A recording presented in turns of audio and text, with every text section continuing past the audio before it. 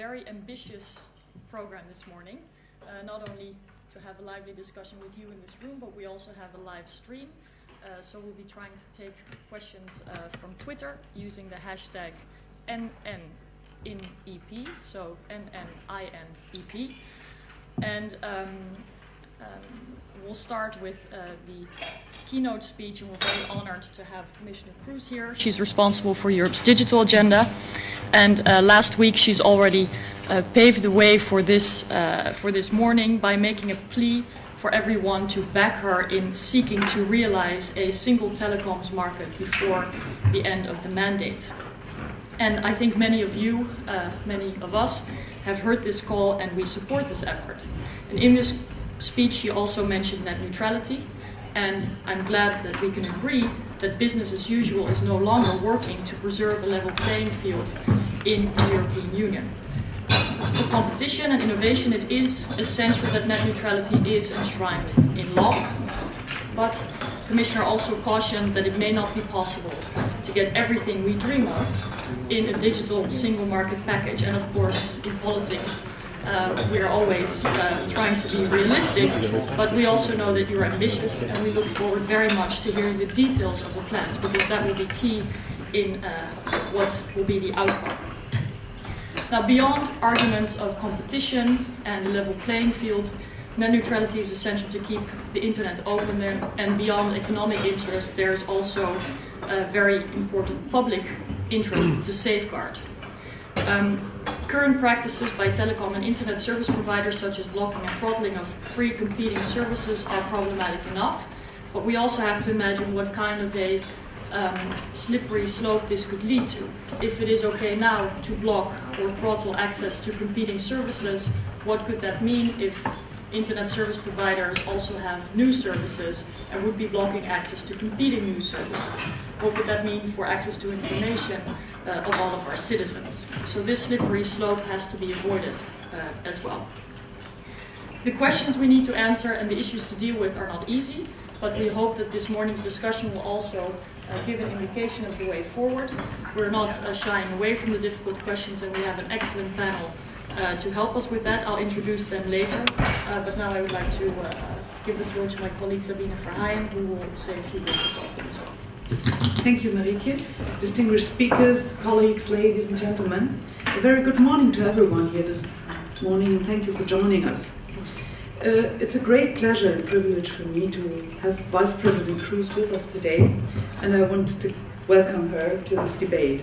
I'm looking forward to her keynote speech and her ideas about further actions ensuring competition and the open internet in Europe. First, I would like to stress that I believe in the multi-stakeholder approach when it comes to internet governance and policy. The continued success of the information society depends on a full, equal and meaningful participation of all stakeholders involved, the private sector, civil society, alongside academic and technical community and the governments. After I had a brief exchange with Commissioner Kroes in the IMCO last week on various topics relating to the digital agenda, I would like to stress that I welcome the Commission's plans to take action to further the single market in telecommunications. However, it is at the same time very important to intensify the debate about the net neutrality, which I think is a crucial debate at the moment. As Member of Parliament, I'm committed to maintaining the open and neutral character of the Internet, and I'm convinced that a common EU approach on net neutrality issues is necessary to provide regulatory certainty for citizens, operators, and all the other stakeholders. Last year, Marietje and I were involved in drafting a Parliament resolution on the revision of the international telecommunication regulations. Back then, concerns were growing over proposals being presented by different states and on ITU level, which would impact the Internet's architecture, operations, content, security, business relations, Internet governance, and in some cases, the free flow of information online. Finally, the Parliament called on the EU member states to prevent any changes to the international telecommunication regulations which would be harmful to the openness of the Internet and net neutrality.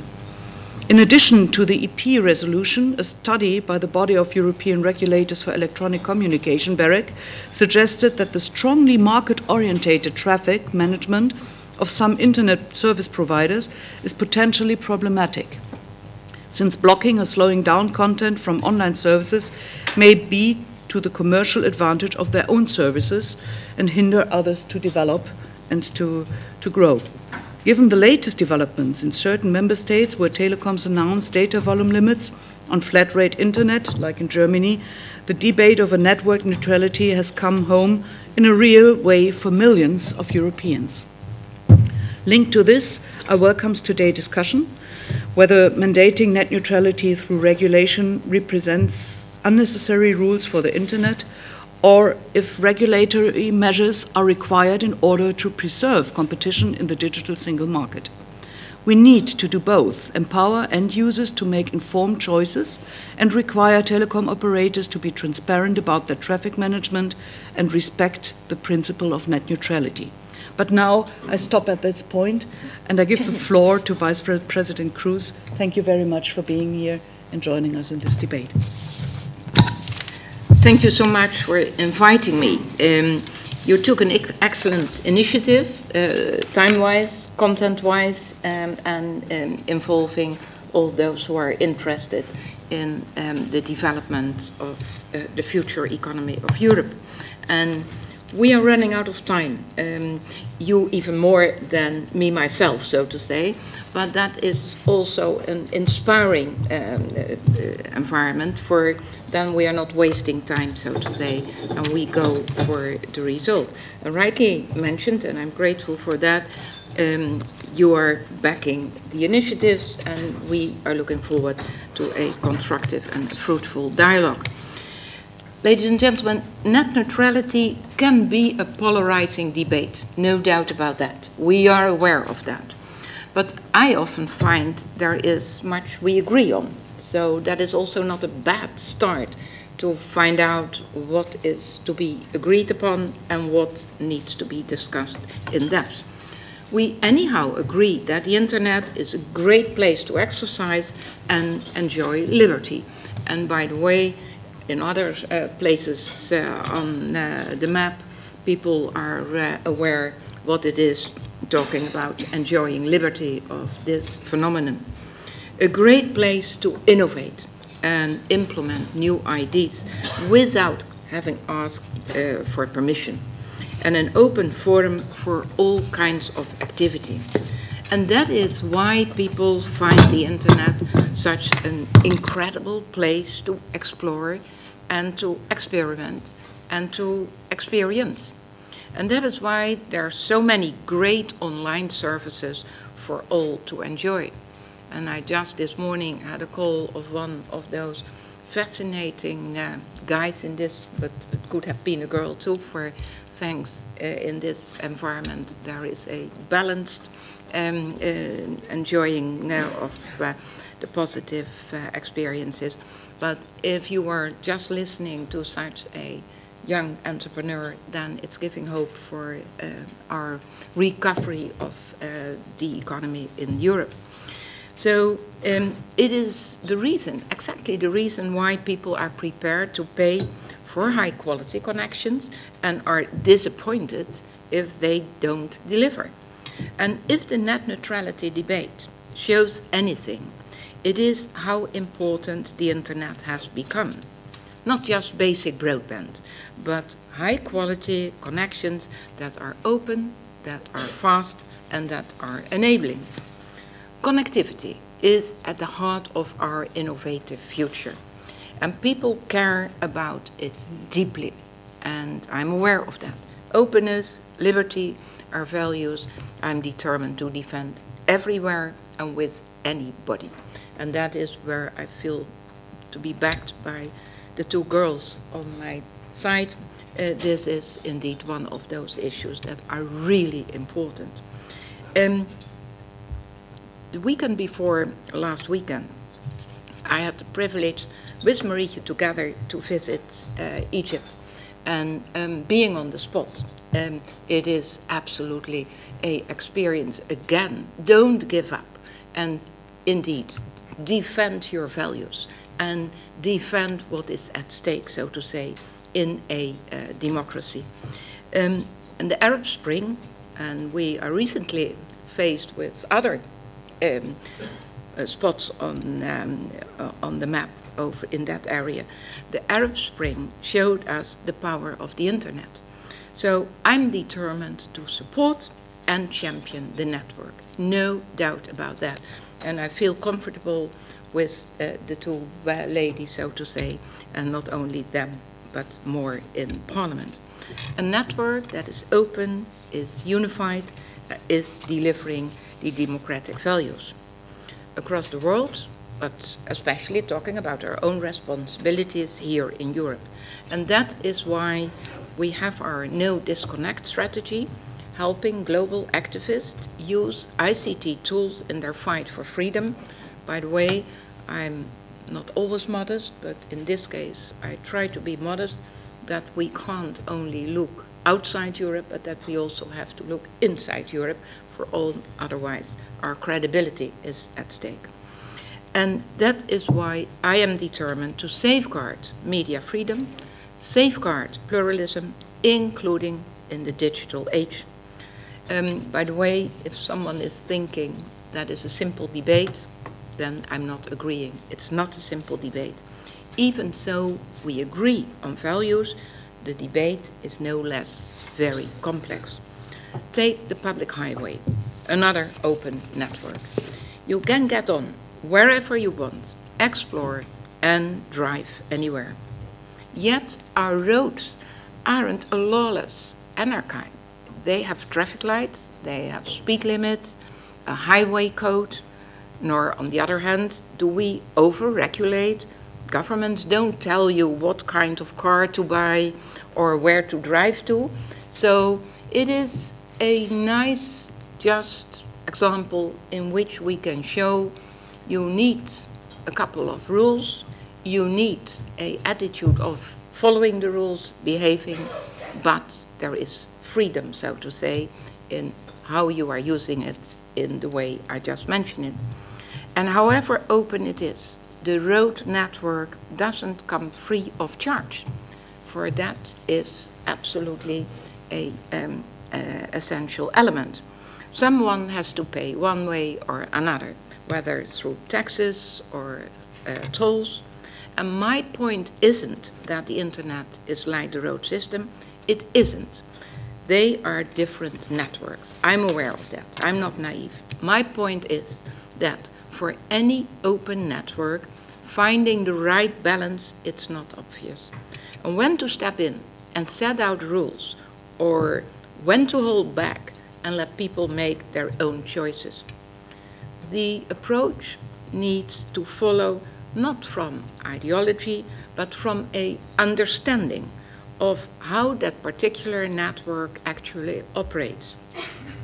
And then we can find the right way forward to preserve its benefits, project them into the future, and best protect users' interests. Finding that balance, by the way, is not the simplest way. Some like to imply that it is, but I have never believed in policy by slogan. That is not my cup of tea. Safeguarding the open internet in practice is too important a goal to trivialize or reduce to mere mottos. Just a couple of examples. The fact is, the online data explosion means networks are getting congested. Fact of life at the moment.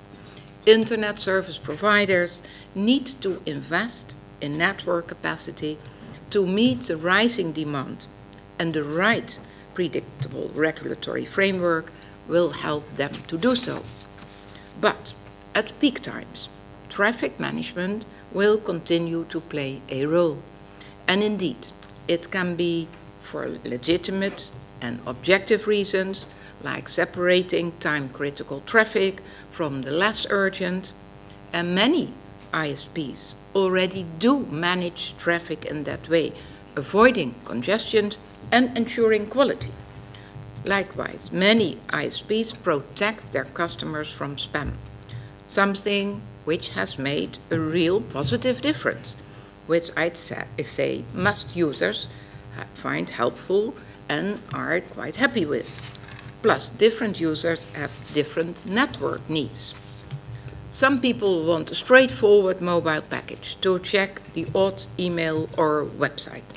Others want to constantly watch videos on their tablet, consuming high bandwidth. Those different needs are all valid. It's not up to me to say what is yes or no. They're all valid. They are a reflection of the richness and diversity of the internet itself. And I want to put those consumer needs right at the center of our thinking. Operators need to respect those different needs, and to do that they must also be allowed to innovate those needs. Regulation matters. But while we, quite rightly, regulate chemicals and food or toys, we have largely left the internet intact. And that's precisely why it has been the source of so many new ideas. I'm aware of that. From cloud computing to crowdsourced knowledge, video on demand to virtual universities, etc., etc. Ideas no central planner could ever have foreseen or provided for in advance. Ideas which had space to grow precisely because no regulator tried to pick winners or to second-guess innovation. And that is a philosophy that should inspire. It's a success we should build on. And yet it's clear to me there are problems in today's internet. The 2011 study by the European regulators showed that for many Europeans, online services are blocked or degraded, often without their knowledge. For around 1 in 5 fixed lines and over 1 in 3 mobile users. It's obvious that this impacts consumers, but startups also suffer because they lack certainty about whether their new bright ideas will get a fair chance to compete in the market. Plus, many other Europeans aren't getting the speeds or quality they paid for. And that is a basic principle that applies in other consumer markets. It should apply to internet access too. In parallel, we are seeing the pressure for national action on net neutrality. And the telecom single market is far from complete. We are aware of that, and to put it in a diplomatic way. And a failure to take coordinated action on net neutrality would shatter the fragile construction. If we don't address net neutrality, wider problems will arise, and tomorrow's innovative services might have to stop at the border. I don't want to see that happen, not during my time in office. I don't want to see that happen, and I will soon be putting forward proposals, and Sabine was referring to it, to ensure it doesn't. And I know you are keen to learn the details.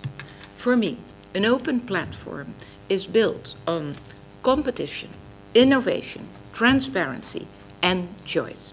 And that is what our proposal will be built on too. Number 1, we should allow innovation. The new services round the corner depend not just on content, but on high-quality connections. For example, if you have just bought a video conferencing system, you will probably also want an internet service that guarantees the right quality end-to-end. If someone wants to pay extra for that, no EU rules should stand in their way. And it's not my job to ban people from buying those services, nor to prevent people providing them. And if you don't want to buy them, that's also fine. And you should absolutely continue to benefit from the best efforts internet. And second, we must ensure transparency. Before you sign up to an internet contract, you want to know key details. What's included, what's not, and in particular, what speed you shall actually get. Too often, those are hidden away in long and complex contracts. that's not good enough. We all deserve a clear promise before signing up and not a nasty surprise after. After all, when you buy a carton of milk or name it, you don't expect it to be half empty. And the same goes for the 50 megabit internet. And third, people need choice in their internet services. And a real choice, not a theoretical one. And if they want to switch providers, they should be able to do so without countless obstructions. And in practice, there are many barriers to switching, like excessive charges, modern hardware, or email addresses. And we will be looking at those barriers and removing them. In particular, there needs to be an end to annoying practices, like quietly extending a contract for another year without asking. It's time to put people back in the driving seat. And fourth, innovation also needs competition. Services like voice over IP or messaging services like Skype or WhatsApp offer real innovation for consumers. But some ISPs deliberately degrade those services or block them outright, simply to avoid the competition. In my view, such ideas are on their way out. Most consumers see the richness and vibrancy of the full, unlimited internet and wouldn't want anything less. So, to be honest, with genuine transparency, I doubt many consumers would care to buy such a limit product. I doubt many ISPs would dare to offer one. But equally, it's clear to me that many Europeans expect protection against some commercial tactics. And that is exactly the EU safeguard we will be providing. A safeguard for every European, on every device, on every network, a guarantee of access to the full and open internet without any blocking or throttling of competing services. And those are the proposals I will be putting forward to the College of Commissioners, and that's about delivering the best deal for citizens. Full stop. Ensuring they get the fairest deal, the most choice, the best new services over the fastest networks. So my proposal will do that, with new rights for every citizen and new obligations for every internet provider, to protect consumers without tying down their freedom of choice, and to maintain the incentives to upgrade to better infrastructure. My last line, to safeguard the open internet for every European and keep it for a platform for rich and vibrant content as a network at the heart of our economy, our society, and our connected continent. And I need the help of Parliament for that. Thank you.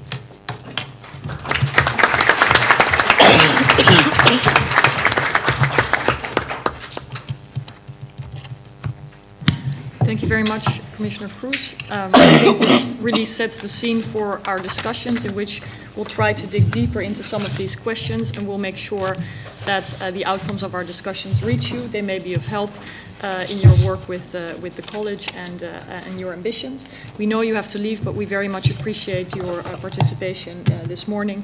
And there's also a letter of support that I was asked to offer you on behalf of a number of small, medium-sized enterprises, where they heard your call to be backed in the ambition of a single telecom market. And so if you could bring that, and then we'll continue with the panel shortly. Thank you. Have a nice discussion.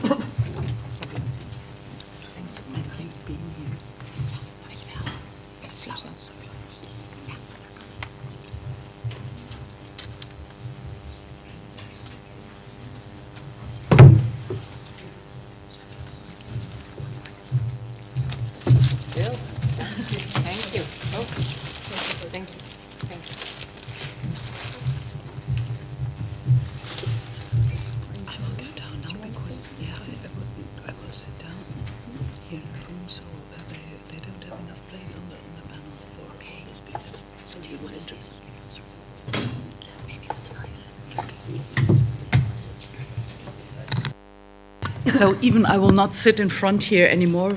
I will go down because the panel is so big and we have to discuss so many things. I will go down to the here in the room. So I just want to say I think it was very important that Neelie Kroes started the new initiative now for the last year of the legislative period, because I think it's very important to have a deeper impact in the discussion of the net neutrality and how to develop a real single market in Europe for telecommunications. This is the basis for growth, for development in the whole internet sector, and it's also very important for small and medium-sized enterprises to get an opportunity to develop and to come forward. And it's also a big challenge for us as Europeans not to be covered by just American companies and just American big internet providers and content systems. And I think we need an open market, really a single market, to be able to develop in the right way and to get to get that back what we invest in innovation and all these things. So I'm looking forward to the discussion how to bring together the telecom single market in Europe and the question for net neutrality and how we should interpret net neutrality, because what we heard, making the possibility of given the possibility of open and transparent ways of different kinds of services. Some people say that's not net neutrality anymore, but I think we should discuss this in a very frank and open way now on the panel during our discussions and the exchange we will have now on these issues, so that we get perhaps a few steps forward in the process of how can we deliver open and free services for all sides, and also fair regulations also for those who have to make their business in this environment. So I'm looking forward for the discussion, even I leave now here in front, and I thank Marietje for co-organizing. We take the initiative to do this discussion this morning and to invite all these people coming together and discuss about net neutrality, because I think that's a very important discussion we have to do in the next year.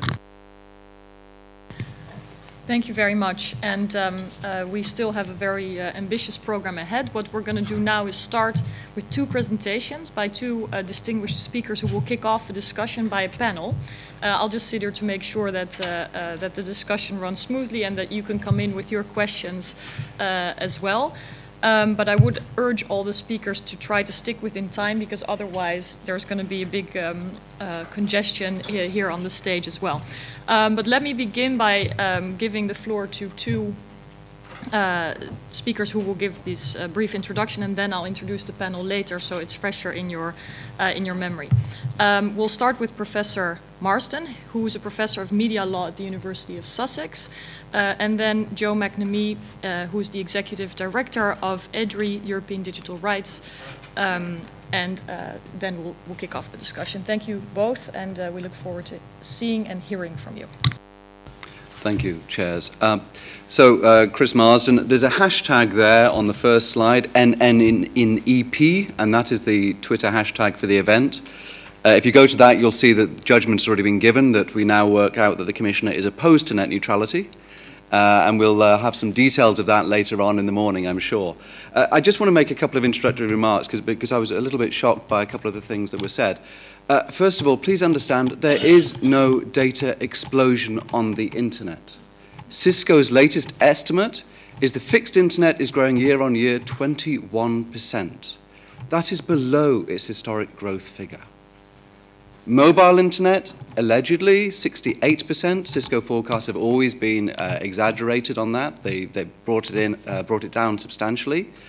And in fact, before the European Parliament, Scott Marcus from VIC, the consultancy in Bonn, talked about the fact that there's so much handoff from mobile to fixed networks that actually that number's coming down very, very fast.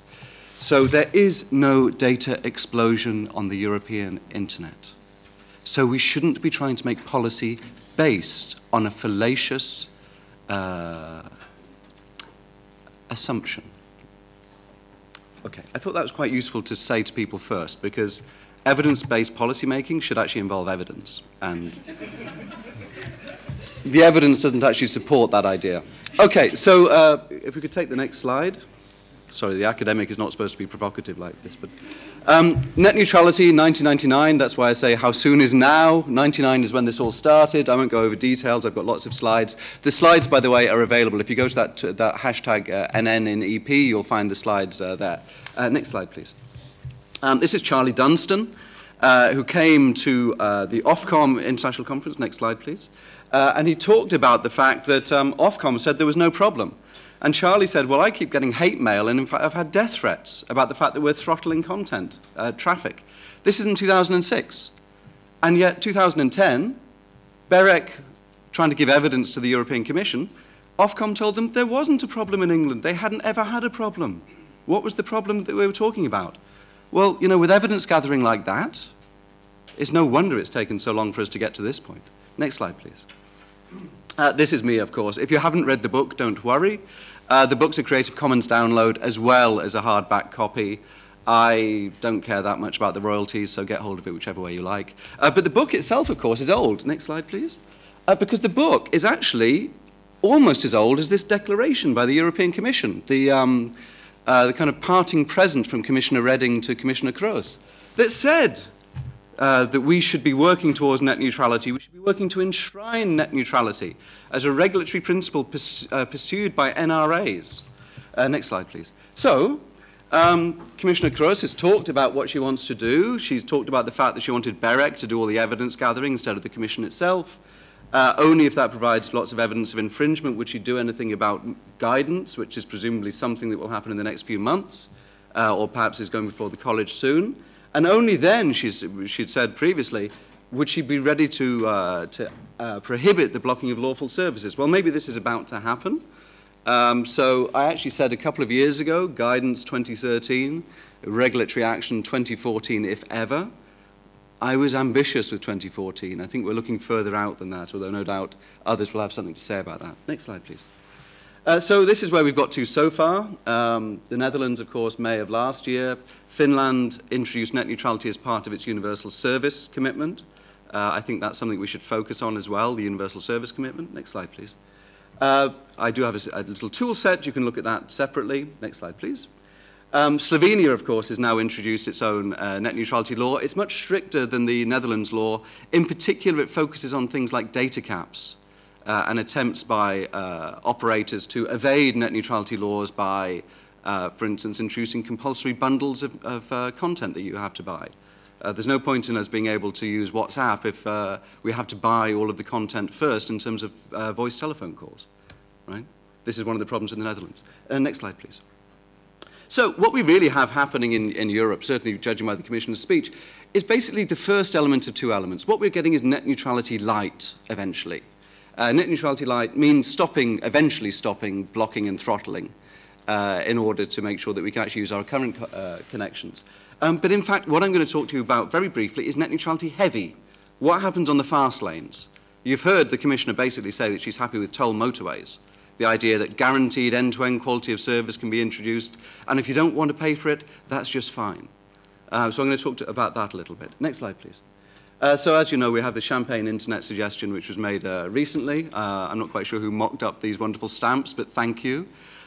Showing the different areas. Might be Jeremy, I think. Or, next slide, please. This is an initial set of results from Glasnost. That's an attempt to actually analyze and to give a snapshot of where we're having net neutrality infringements, which I think is quite useful. Next slide, please. But net neutrality light is actually what I would call Amazon net neutrality. This in the United States was introduced in 2006 as a concept. The idea is do what you like on the fast lanes, but just don't mess around with the slow lanes. That's the net neutrality light approach that I was talking about. Next slide, please. So we should also bear in mind, and the Commissioner talked a lot about, you know, Egypt and openness and democracy and all these wonderful things. We should bear in mind that it's not just about blocking and filtering. That's the easy case. It's about what do we do with high-speed lanes. And our chair talked about the fact that Deutsche Telekom is, of course, now introducing a throttling for heavy users and data caps which appear to be set until 2017. This is exactly the focus that we should be looking at. I'm going to say something very briefly about what they're trying to do in the United States about this and what we should be trying to do in Europe. Because the net neutrality light part, that's easy. What's more interesting is the future of the internet. What happens as we upgrade our speeds? Oh, I think you've got jumped ahead too.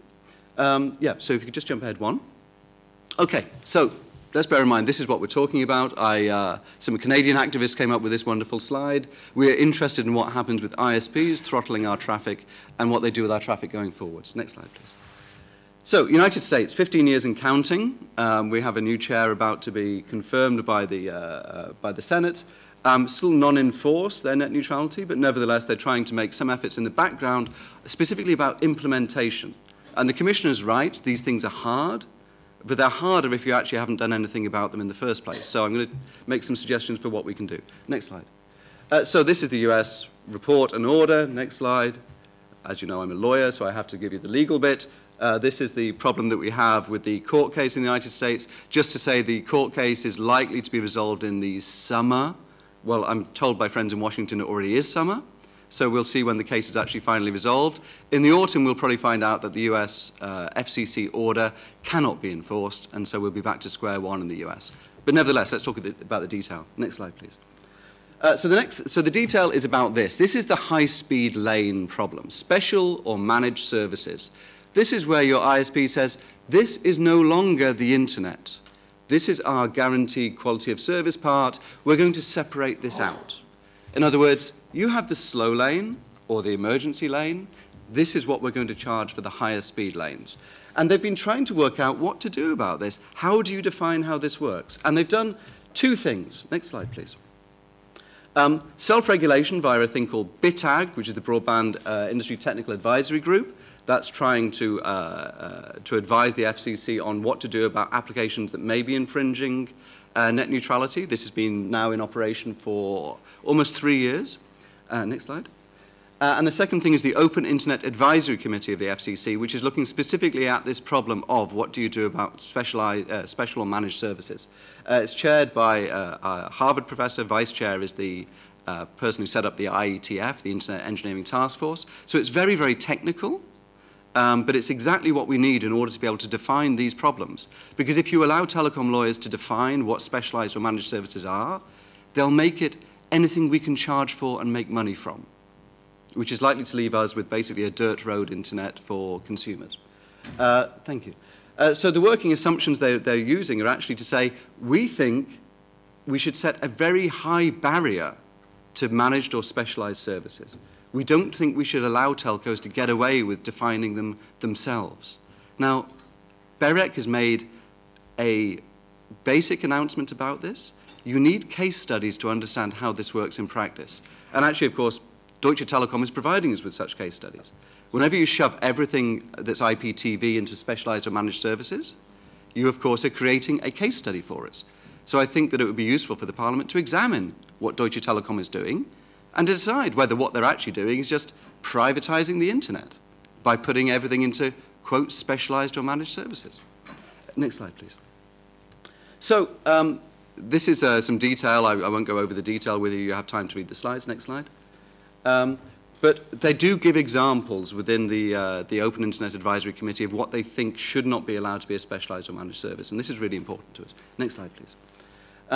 Just to say, this is, of course, going to grow and grow. It's interesting. I'm not suggesting the Commissioner would, but I think some national regulatory authorities hoped this problem would go away, that somehow net neutrality wouldn't be an issue. Of course, it continues to grow as an issue because we continue to have problems about telcos interfering with the free and open internet. So we had a recent conference. It's a conference called the International Conference on Internet Science, where we put together the technical people who are exactly the people who could help us to solve these problems, exactly the people who could give us some policy guidelines to work out what we need to do. And my suggestion is that the Commission and the Parliament should get together and make this happen. Because unless we have this implementation, we can make as many lovely speeches as we like, but we won't actually even begin to address the problems. And to return to what I said at the beginning, if we keep talking about data explosions, well, the thing that's going to explode is the heads of the technical people who know there isn't a data explosion. Next slide, please. And that's me. Just to say, I do have a blog which deals with net neutrality issues. Seems to be very well read in Brussels and Washington. And you can see some more of my, how should we put it, more provocative comments there. I also have several very long, boring books, which those of you can read if you want to fall asleep. Thank you.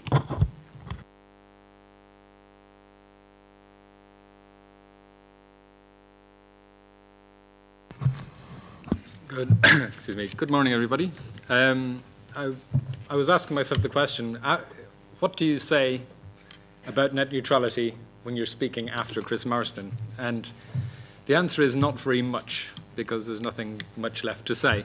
I'd just like to make a few brief comments, therefore, before the discussion starts. Net neutrality is about interferences in traffic by internet companies.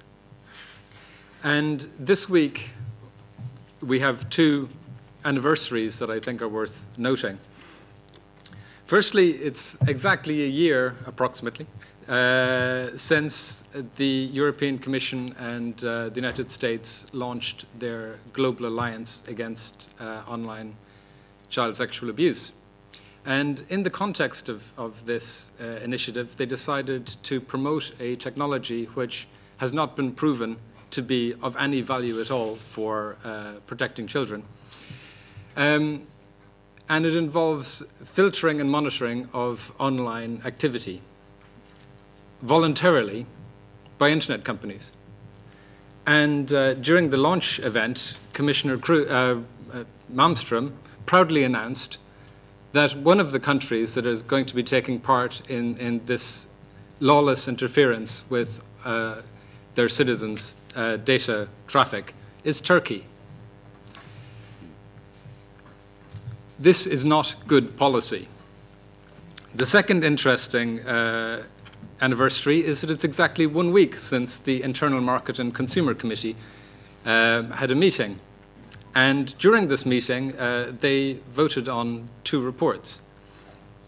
They voted on the report on cloud computing, where they said that there should be net neutrality. This is a very good thing, and we thank them for this. They also voted on a report on online gambling, where they said that internet providers should follow best practice of blocking gambling websites. So in the same sitting, the Internal Market Committee voted for and against interferences in traffic by internet companies. This is depressing more than anything else. However, it still has to be voted in plenary, and I'm still hopeful that that will be overturned. So, next slide. That's okay. That's okay. So I'd like to talk briefly about, first of all, mobile call termination. And the reason why will become clear in a moment. So whenever I phone any of you, my phone company has to pay your phone company to receive the call. That's called a termination rate. Next slide. Now, whenever anybody, you can ask yourselves, whenever anybody chooses their mobile operator, they do so on the basis of how much it costs them to make phone calls. They never check how much it costs other people to phone them. And for this reason, mobile call termination has been an incredibly difficult problem to solve, because competition does not solve the mobile termination problem, because it's somebody else's cost that's involved and not their own.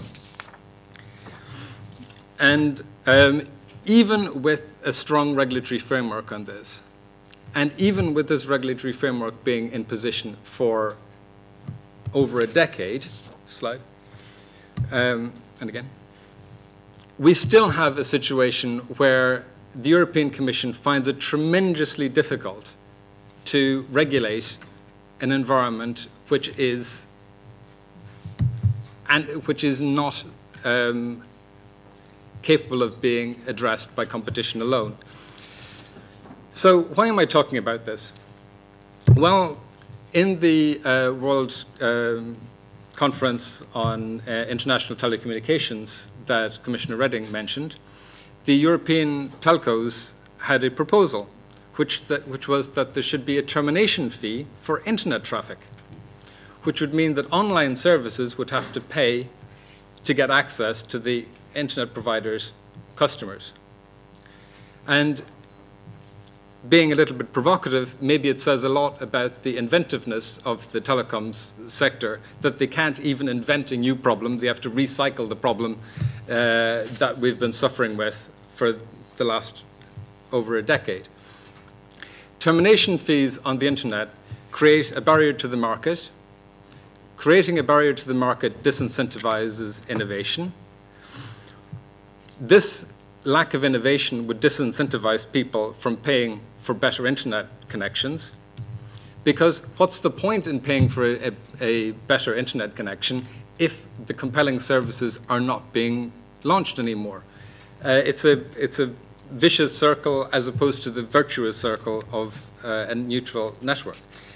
What we end up with is networks which are a road to nowhere. Now, it is the case in some aspects of our lives that things being scarce make them more enjoyable.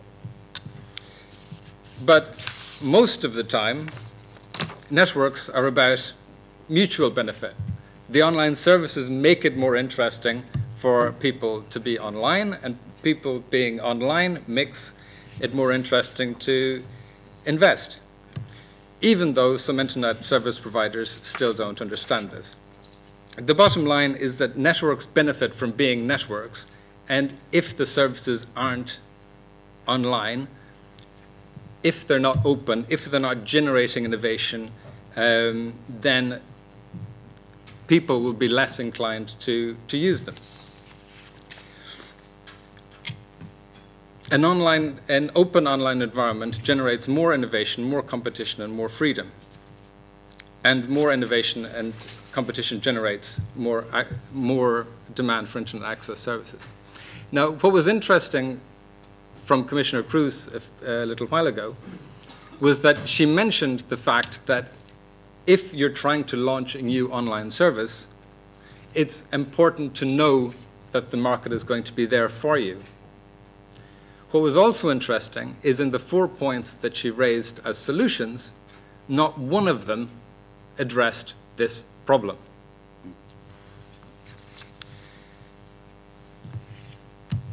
Safe business models based on guaranteed revenue from rich online services are bad for investment, and so in the long term, they're also bad for the access provider. Investment will be harmed unless net neutrality legislation saves access providers from themselves. So my message is that we should smile at the dinosaurs and not be afraid of the evolution of the internet. i.e., we should be the cute kid on that side, not the cute kid on this side. Thank you.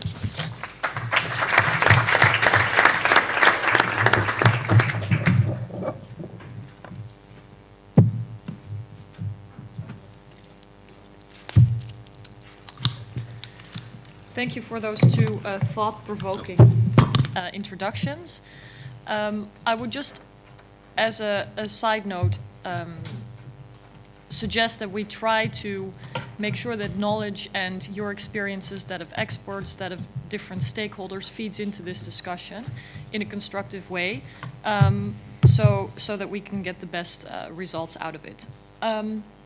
Let me start by introducing our panel, who can then give a response to the introductions, and then we'll turn to you for more interaction.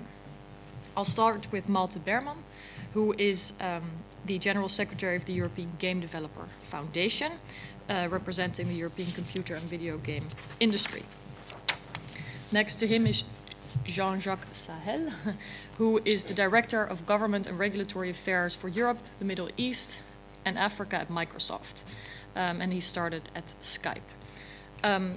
Then to my right is James Waterworth, who is Vice President of CCIA, which is the Computer and Communications Industry Association.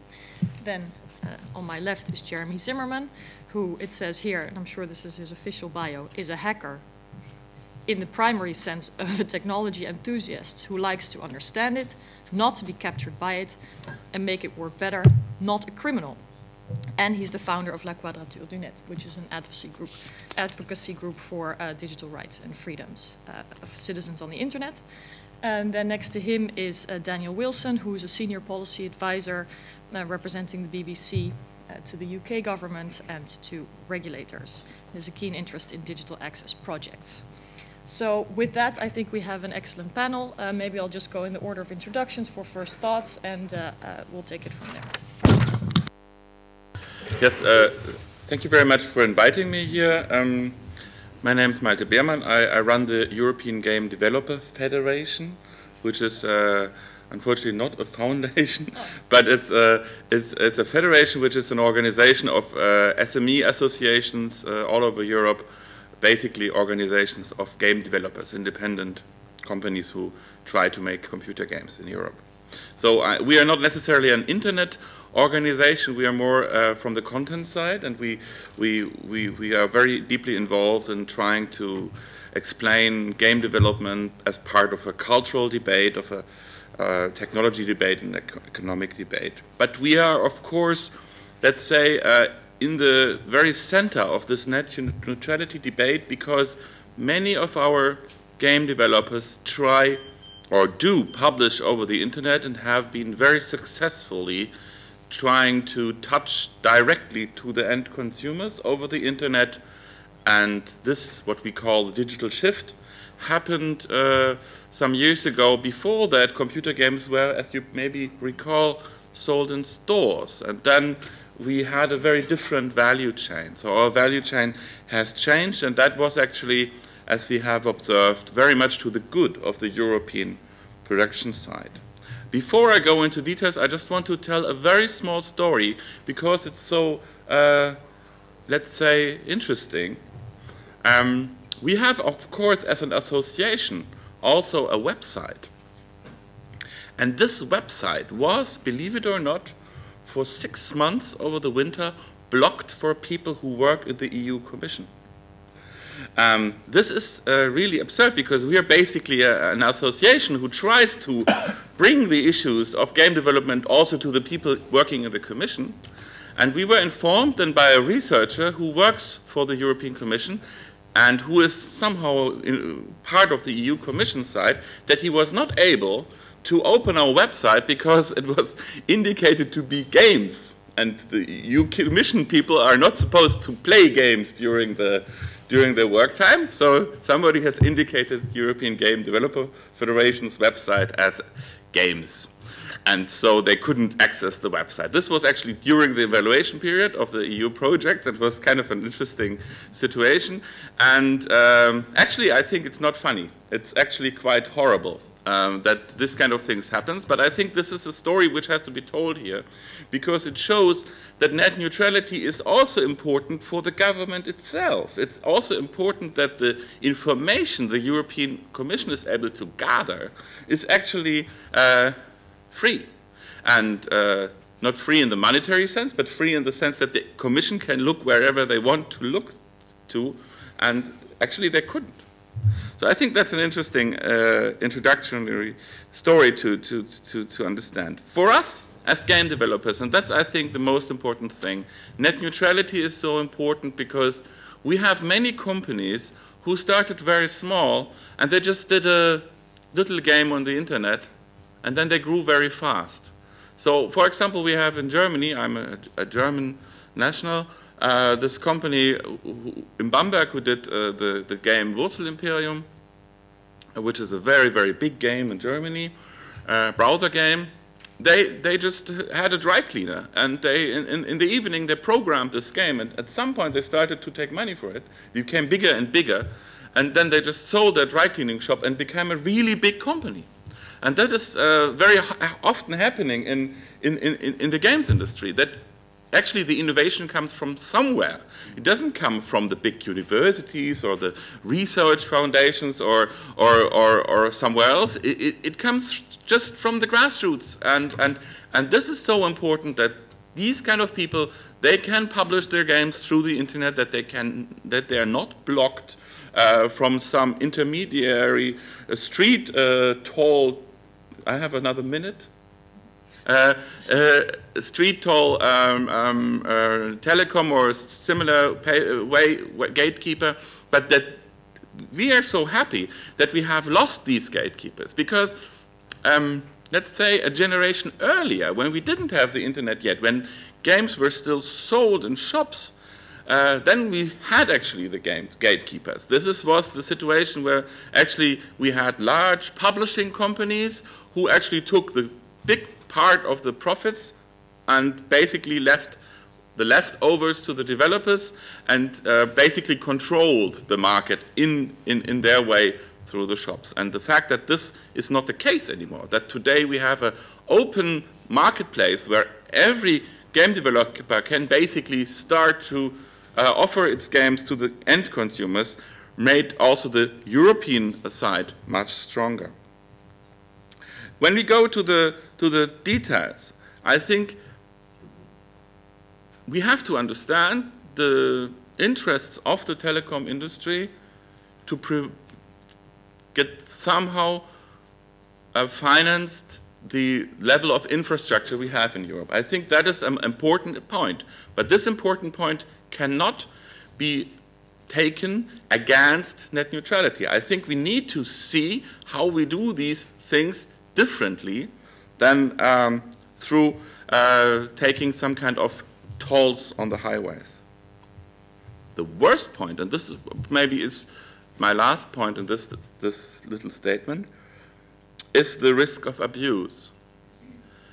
At the end of the day, it comes down to trust.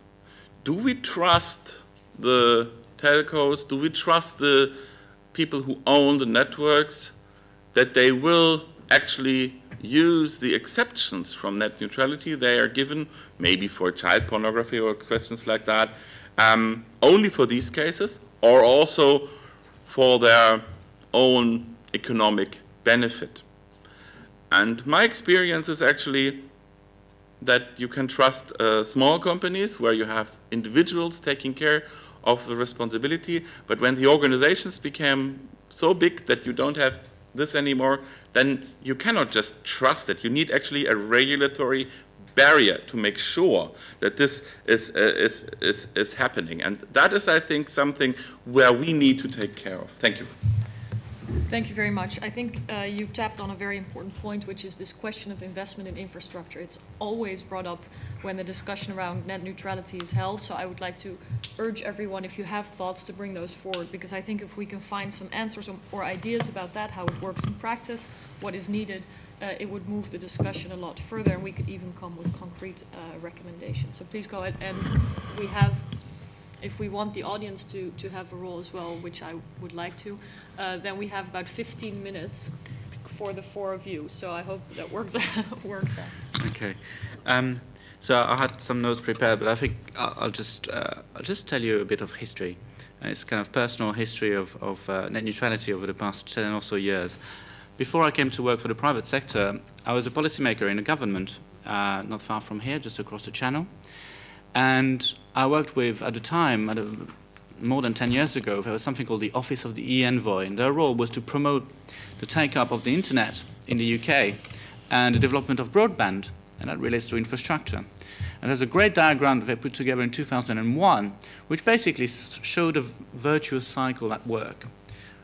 It started with compelling content and services. If you have compelling online content and services, you will encourage consumers to want to subscribe to internet access, and better, to move up from dial-up internet access to broadband internet access. Once you've moved up and invested, got that return on investment thanks to that consumer demand for broadband networks, you'll have better networks that will give lots of opportunities for the content providers to come up with new compelling applications and services, which again will encourage consumers to upgrade to better broadband, etc. That virtuous cycle still exists today. I think that's the key point about the infrastructure.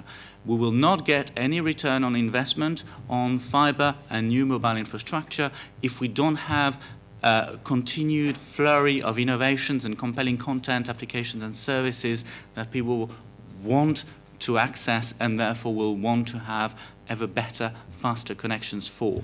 There is no point in having a cable arriving at your home or a satellite dish on top of your roof if it's not for the content and the services that run on top of those. We do not pay, as Europeans, 30, 40, 50 euros a month for just having a cable arriving at our house. Okay? It's for that content and those services. And we do not get royalties from the network operators for all that great content we produce that makes them money. Just by the by. So, continuing with the history, then when I remember doing a study tour in the US where in 2006, where I heard a lot about net neutrality, and I came back to Europe and I thought, you know, I really need to update my minister on this. And I did a briefing on net neutrality, researched the issue. I had been told by a UK mobile operator who was at the same conference in the US, but, you know, don't worry, it's a US problem. I thought, no, I really need to look at this. You know, in policy, you start with evidence. So I did a research, asked my regulator. My regulator came back and said, don't worry, there's no problem in the market, and in any case, if there is a problem, we have competition powers, we can sort it out. Okay, that's the advice I gave, but saying, you know, we should continue to monitor the situation. Fast forward 2 years, I switched to the private sector because I was very interested to work for a European internet success story, Skype, and pretty much as soon as I arrived, I was told, well, can you please have a look at net neutrality? We're very active on it in the US, but we haven't really looked at it in Europe. So I did my fact-finding, my evidence gathering, and I started doing a really exciting job, which was to look at the terms and conditions of offers by ISPs, both mobile and fixed. And what did I find? You can't use Skype, or at the time certainly, you couldn't use Skype or VoIP on any mobile operator in Germany, France, Italy, Spain. In the UK, you could do it on only one mobile operator, and that happened to be the one we had a partnership with, and the list went on. That was the sort of evidence we gathered at the time. So then, play that into the negotiations for the telecom package, where the European Commission had actually come up with a pretty decent proposal initially, which said that national regulators should protect end users' ability to access the content of their choice. Now, fast forward a couple of years, finished the telecom package. Text is not that great, but we've got legislation in place which has got protections on net neutrality. Yet, still, up to recently, up to actually last week, I still have people say we have no problem of net neutrality in Europe. Now, luckily, we have 4 more official evidence from the regulators that shows that 50% of mobile users in Europe are potentially affected by restrictions. This is not a small number. This is a systemic market failure. And transparency, informing consumers, which we've had now for 3 years in a telecom package, hasn't worked. Competition law doesn't work because you need to have either collusion or significant market power by an ISP in order to sort it out. So we need a bit more. Luckily, we have good examples. The Dutch and the Slovenians have actually transposed European law, the telecom package, properly, I think. They don't have a net neutrality law. They have net neutrality protections as part of their implementation of the telecom package. So what I'm saying is we don't need new legislation on net neutrality. We've got a basis of it at EU level. Now what we need is a very clear recommendation from the European Commission that explains to other member states how to do like the Dutch and the Slovenes have done and properly protect net neutrality in the laws or in the application of the telecom laws. And so, in short, there should be no discrimination between internet traffic flows that is anti-competitive or that creates barriers to innovation or harms end users. Unrestricted internet access should be the norm. Internet access is always unrestricted, otherwise it's not the internet. And yes, of course, we should have managed services which should allow that to flourish. Possibly we could have a forum, like in the US, to discuss new proposals to make sure that indeed the internet doesn't become a dirt road next to managed services. But I think we've got very clear ways forward. We've got a lot of regulatory best practice from a lot of countries around Europe that all resembles each other. We just need those very same principles that we see in France, in the Netherlands, in Slovenia, in Norway, in Finland, etc., applied throughout Europe. Thank you. Thanks. My name is James Waterworth. I run the Brussels office of the trade association Marietje described, the CCIA, which in short represents internet companies. We have offices in Brussels, Geneva and Washington. And given that we represent the economic aspect of this, most of our companies provide services over the top, I'm going to start with a few figures. First of all, mobile subscriptions in Europe. The GSMA says that in 2011 there were 656 million subscriptions in Europe. That's more than one per person, you will have noticed. BEREC says that 36% of mobile subscriptions in Europe have peer-to-peer connections throttled or blocked. It may not have escaped your notice that Skype is a peer-to-peer connection. So what's the total number of mobile subscriptions in Europe that cannot use Skype or similar VoIP services? 236 million. 236 million mobile subscriptions in Europe that, according to BEREC, cannot use Skype. I think that is a significant problem that probably needs to be dealt with. But worryingly, it could get worse. Here's why. I was asking Jean-Jacques this morning, what's the size of the VoIP market measured in euros? Well, it's single billions, I think. It's, when you compare it to the media market or to the provision of cloud services, it is much smaller.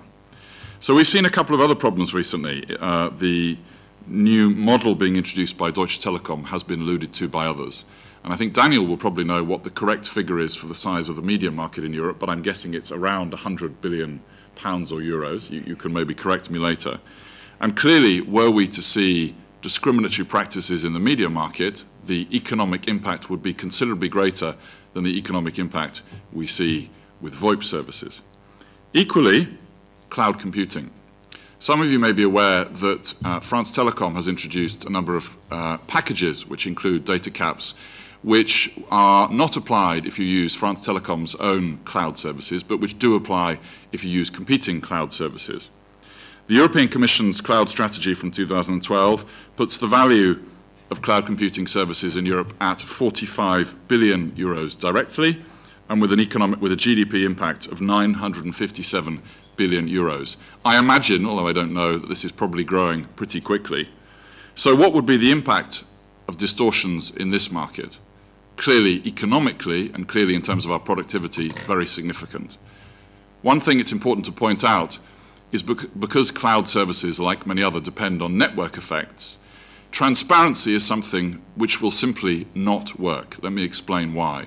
If you are the chief information officer of a company who may have employees, a sales force, for example, who move around. Sometimes they're in their office, sometimes they're at home, sometimes they're at different customers' offices. They may go between 5, 10, 20 sites, possibly in different countries. If you want to deploy a productivity suite, whether it's Microsoft, whether it's Dropbox, whether it's Google, whatever it is, some kind of productivity suite, you would have to know which productivity suites can or cannot be used on all the different connections that your workforce will travel to. And clearly that's an impossible matrix for any CIO to know. Namely, we have a much more serious problem potentially in cloud services. So what does this mean in terms of what are reasonable practices? Well, let me state that I think it's extremely important that telecoms firms are able to offer their own managed and specialized services. This type of competition is absolutely something that they should and can be entering into. The question is if upon doing so they engage in discriminatory practices. I think that we need in Europe a flexible rule that ensures non-discrimination or the open internet, and one that will stand the test of time, namely whatever discriminatory practices we may see today, whether through traffic management or whether through pricing or whether through other, will inevitably evolve over the coming years. So we need to have a rule that will stand the test of time. And importantly, it needs to deal with the problem of ISPs looking not just at what traffic is passing through the network, but whose traffic is passing through the network. Finally, investment, the point Marietje just made. We absolutely believe that the open internet is an internet which will encourage the kind of innovation that Martin referred to, which will cause new high bandwidth services and applications to be developed, which will cause consumers to upgrade from whatever connections they have today to faster, fatter pipes, which they will possibly pay more for. And it's absolutely appropriate in our mind that telecoms companies should be able to charge customers more for accessing higher capacity connections. We see that as an extremely virtuous model which will underpin the investment in high-speed networks for telecoms firms. Finally, plurality of services equals a plurality of views. So provided we have an open internet and plenty of competition between services, we will also have a plurality of opinions, which is extremely important for our democracy. Thank you. Thank you for the invitation. I'm very happy to be here and also very proud to be part of this very select club of organizations which websites have been blocked. Our website, laquadrature.net, have been blocked by Orange in the UK as part of a package to protect the children, believe it or not, which is a very good example of what happens when we let too much power in the hands of these intermediaries. We've been working on the issue of net neutrality since we've been founded as La Quadrature du Net in 2008 and intervened in the debates around the telecoms package quite a lot. And since then, I have this sad impression that not much changed. It's been 5 years. At the time, we saw AT&T of America, who didn't and still doesn't, I think, operate a network here in the EU, was one of the strongest lobbyists against net neutrality in the EP. And at the time, the arguments that market will solve it all, that transparency will be enough for consumers, that consumers could vote with their feet, were very fashionable arguments. Well, they still are today. We perceive that the issue of net neutrality is making its way through various layers of society. Of course, there are those positive examples all around Europe of legislation towards net neutrality. But what about the EU? What about the institutions here? In essence, I think that the key aspect of what a free, open, therefore neutral internet brings to our society is this universality of potentiality of participation. It's not only about access, it's not only about commenting on blogs. It is really about this read and write ability to everything that is universally on the internet. This universality of participation is what is still in our hands today and what is our responsibility to protect. And I really think that in all humility, in all modesty, we are just beginning to understand the consequences on our society, on our economy, on our culture, of this universal capacity of participation. This is why it is crucial that we think here with a perspective. What we know for sure, and we can pick examples about the Arab Spring or whatever, or WikiLeaks for that matter. What we know for sure is that when we speak of this participation, we speak at the same time of freedom of speech and of innovation. It is impossible to make a difference between the two, because my right and ability to post something on a blog is the very same of my right and ability to post a new piece of software on some server and deploy a new innovative service. So our position is that if it concerns freedom of speech, then it is paramount. It is enough for the legislator to take the issue and enforce it through law. But then we also have the economic arguments, which would help in this House to reach a consensus and to speak to a wide majority of members. Well, we need to take on those economic aspects, and we need to look at the facts. Everything is on the table. We have all the data, whether it's from BEREC, whether it's from national regulators, whether it's from our own platform called respectmynet.eu, where we collected data from citizens about more than 170 contracts in the EU, which have discrimination. We need to talk about those market arguments, because the market approach about competition and transparency will solve it all failed. It is clear by now, from BEREC study, from our own respectmynet study to today, nothing changed. We still have an immense part of population of the EU that for geographical or economical or historical reason has access only to one operator. How would they vote? With their feet? So when we hear Neelie Kroes say that it might be legitimate for reasons of congestion to discriminate at peak times the time-critical application on the internet, it makes me feel like shouting, because this is exactly what we hear from Telefonica and the such for years and years and years. There is no such thing as time-critical application on the internet, or else it's not an internet application. Because if you send data on the internet, you take the assumption that you cannot know how long it will take. This is how the internet works. So this discrimination at peak time makes no sense. But for the telecoms operator to justify an investment model that will be based on something else than growing the common infrastructure. And that's my point here. What we expect from telecom operators, what we would impose to telecom operators if we had such a thing as an industrial policy, would be that when there is not enough bandwidth, they invest in more bandwidth, period. We pay them to grow the common infrastructure. That's their business model. That's our service. That's what we pay for. And if they claim that there might be a good reason to do something else, then it's all concern. It's all concern for us all. And I hear speaking about transparency for so many years. And here is something you can do as a legislator. Bring transparency on the cost of the offers. Bring transparency on the cost of the bandwidth. Oh, so many congestions, so much bandwidth increase, and blah, blah, blah, and we need to invest. Oh, la, la, la, la. But look at the facts. Look at the cost of bandwidth. Look how much the cost is dropping proportionally to the increase of use. This is data that you can get as a policymaker, and this is transparency that is worth fighting for.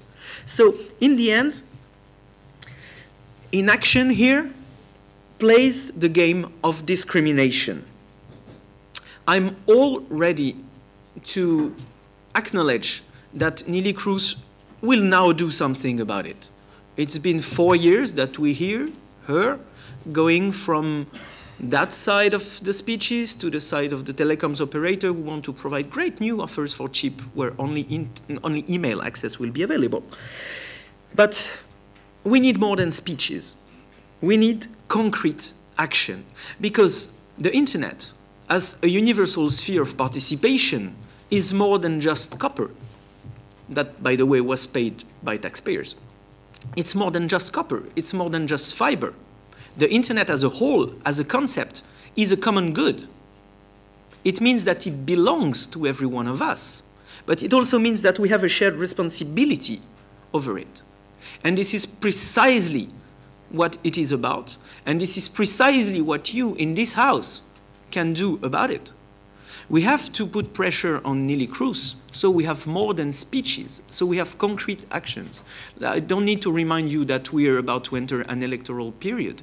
This is a crucial issue which would get much support from citizens and civil society. But once again, let's go beyond speeches and let's take action. Thank you.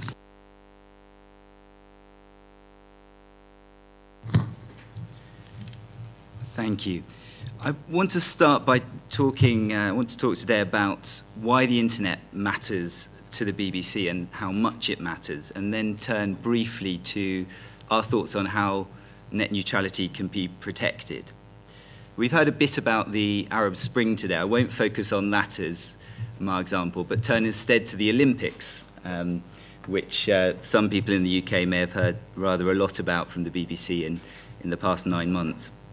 The reason I want to talk about the Olympics is because it demonstrated just how important internet distribution is to us. It extended the choice, which had previously been restricted to what we could show on our main channels. It enabled us to show every single event as it was screened and as it happened live, 24 different streams. And it also allowed audiences to catch up on iPlayer, which incidentally our catch-up television service, which was throttled some time ago. Our coverage also enabled mobility via IP, and that was absolutely crucial, particularly at weekends. So it's a really important part for broadcasters in innovating online, and net neutrality is a crucial aspect of that. But I just wanted to turn to Chris's point about there being no data explosion on the internet, because what the Olympics showed us was that the overwhelming driver of access to our content was broadcasting. It was live television on television screens. And while traffic and the growth in IP has been substantial online, linear still predominates. Second thought on the need for data.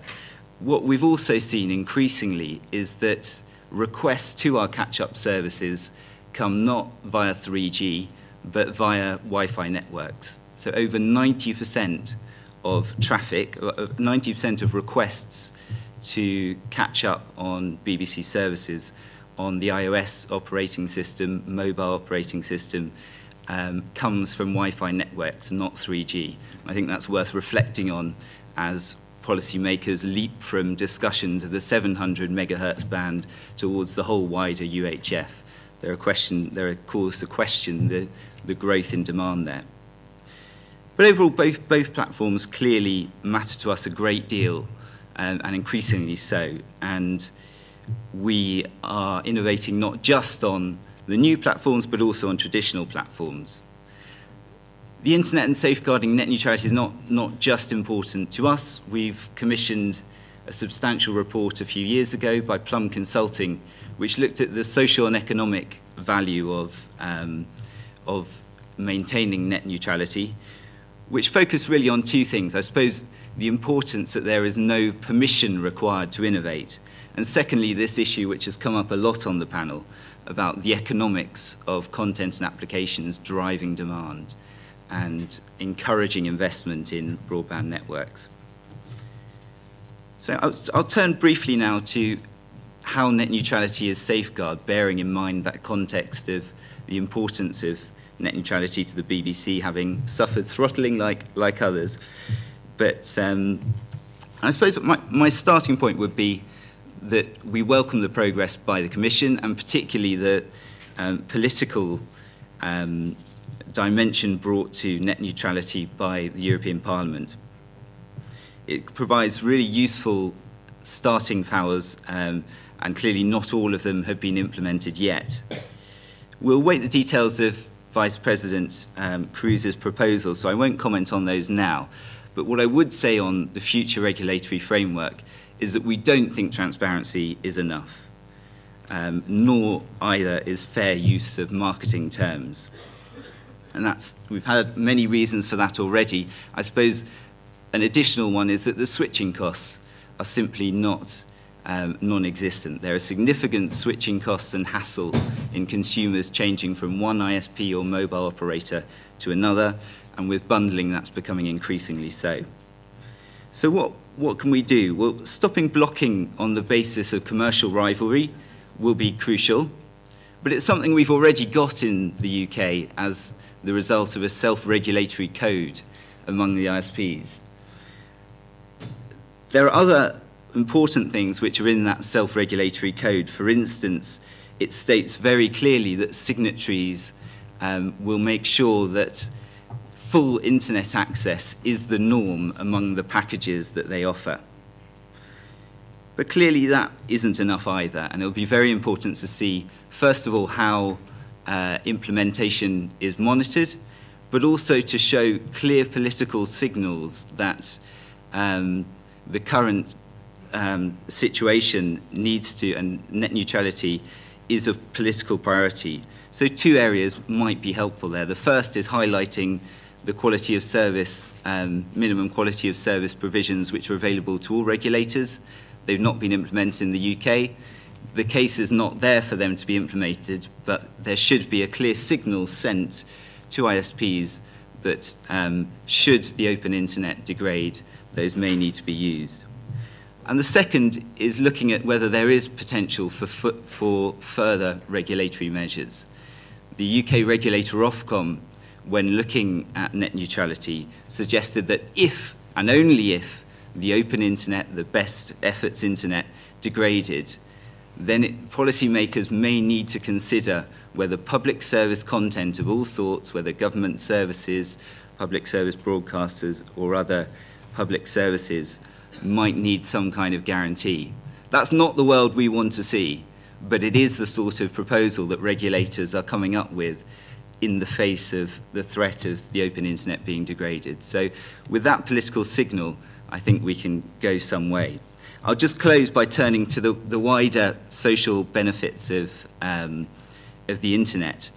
You may remember from the opening ceremony of the Olympics, after all the nurses, the Industrial Revolution, I think we'd had Shakespeare, you had a rather genteel man in a house who popped up from nowhere.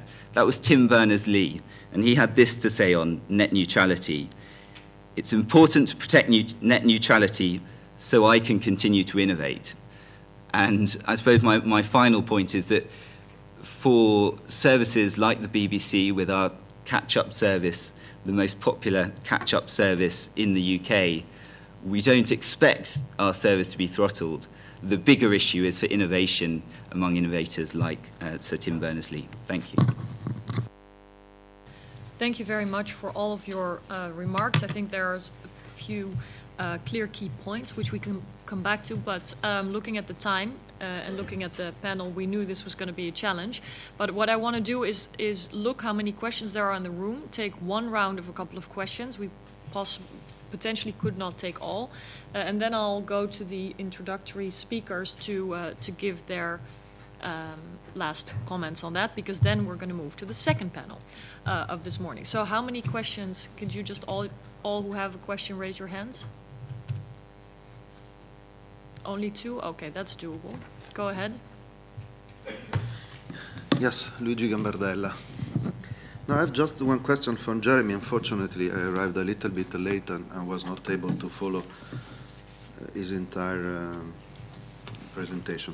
I would ask this. The first question, how much do you pay for your broadband subscription? How much does it cost to you? And whether do you have experienced any restriction in the service that you have? And whether do you have choice in your country? Whether you can choose, if you don't like one provider, you can decide to switch to another one. Thank you very much. Okay. Yep. Did you have a question? It's not actually a question. Oh. As a simple citizen, I'm here in no official capacity. I would like to express a civilian point of view. I don't know if this is the appropriate time for that. Yes. It would take 2 to 3 minutes. Thank you. Sure. I'm a bit worried when I hear us called consumers. It seems to be the only term I've heard for common people, consumers. And we're not just consumers, and we are not more consumers than any of you here. We are all potentially speakers and creators too. I think in the internet the distinction between a creator and a consumer is fading. And as a photographer and musician, I think that the distinction between an amateur creator and a professional creator would not be fair. It creates a barrier that hinders initiatives and enterprise, personal projects, so to say. Me, for example, my own website, I've heard talks about my consumer right to access some services, but I'd like to stress my rights to have my content accessible by the public and the audience, and my right to communicate with other people. I'll give you a few very short examples. I have many friends earning the minimal revenue, which is not much. They don't have quality internet connections because it's too expensive, or they don't have internet connections at all, and they have to go out and find a computer. I cannot communicate with them as freely as I do with people with more means, which I think is not fair and is a problem in the scope of freedom of speech.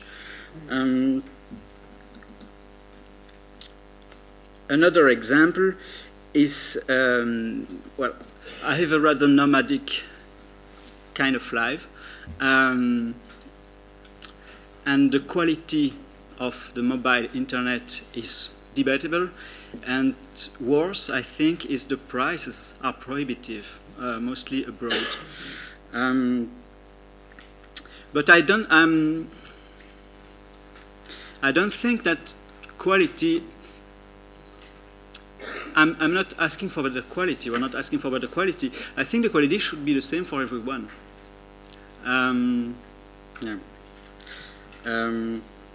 So I think that I've heard here two things, and I will conclude with that. That worrisome is that a quality of connection that depends on the price you pay is not fair to people. It confirms the gap that there's always been to access to many aspects of society between people with lesser means and people with better means. And I think that is important. And also, of course, there's the matter of priority on traffic, and who is to decide which traffic, whose discussion is more important than another one. Yes, thank you. Thank you. Before I give the floor to Jeremy, who got a question, and Malte, who wanted to come in himself, I just wanted to respond to your comment about being identified as a consumer, because I appreciate that that there is a distinction. Internet users could be a better term as well. Some of this is caused by sort of political language that guarantees, protection of consumers, or that trickles down the economic impact to the individual, let's say.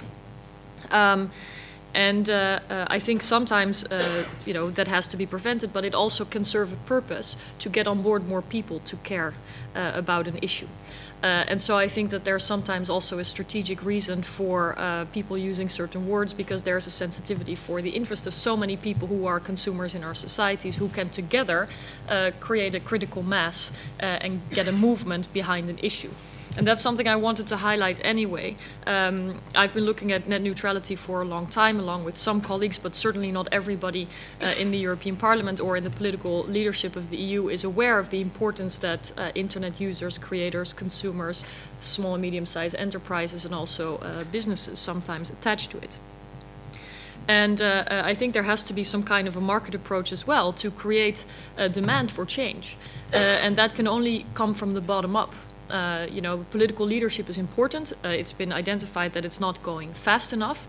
I agree with that. And the best solution we can create all together is to join voices, come up with information and examples of how it works, and to create demand for change together, and a demand for political action, which will go against some incumbents' and vested interests. And that's what makes it difficult, because they are also stakeholders, whether we like it or not. So I just wanted to give that as a little bit of context. Then I'll go to Jeremy, Malte, and then the two introductory speakers, and then we have to end this panel. I'm really sorry. Hopefully after the second panel, which perhaps will be moderated more tightly, let's hope, there will be more time for discussion for everybody. Thank you, Marietje. There's nothing to be ashamed of with your moderation. Dear Luigi, it's a pleasure to meet you after those tweet clashes.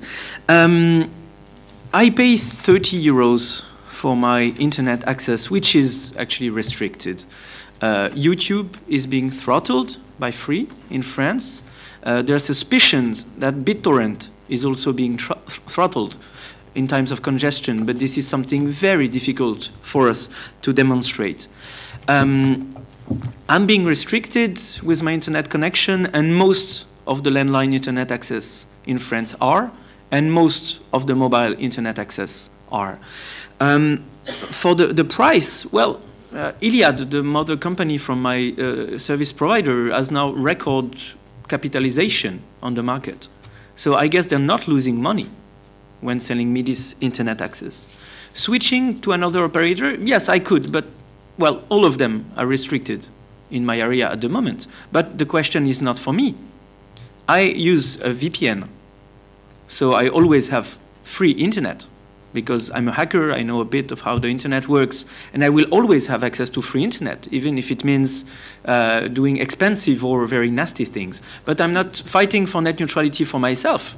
I'm fighting for my mom, and I'm fighting for the universality of access. And I know people in remote rural areas of France who have only access to France Telecom, Orange.